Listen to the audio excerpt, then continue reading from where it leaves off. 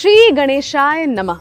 कोई भी काम हो, कोई भी चीज हो, कुछ भी आपको शुरू करना हो तो सबसे पहले आप यही कहते हैं, आइए इस काम का श्री गणेश करते हैं। गणपति जो हैं, इनको कहा जाता है कि सबसे पहले पूजनीय होते हैं। मगर क्यों ये सबसे पहले पूजनीय होते हैं, क्या आप ये जानते हैं?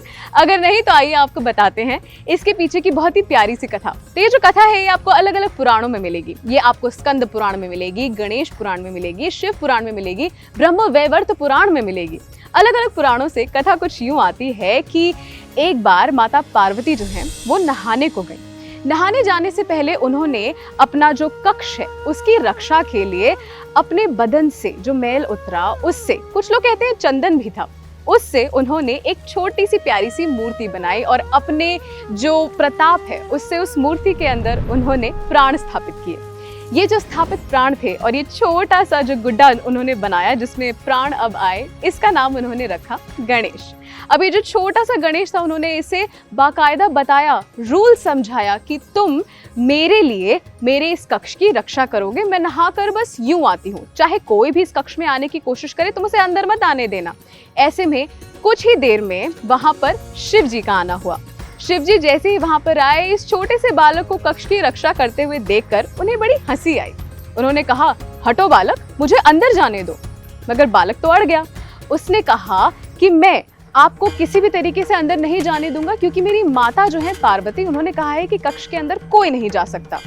बड़ी देर तक ये वार्ता चलती रही और अब शिव को गुस्सा आ गया कि मेरी अपनी पत्नी से मुझे ये छोटा सा बालक मिलने नहीं दे रहा। तब उन्होंने उस बालक पर प्रहार किया और उसकी गर्दन को अलग कर दिया। ये सारा कोलाहल, ये सारा शोर सुनकर पार्वती भागी भागी बाहर आई और जब उन्होंने अपने ही मेहनत से बनाए हुए इस छोटे से बच्चे की ये हालत देखी तो वो रोना शुरू हो गई।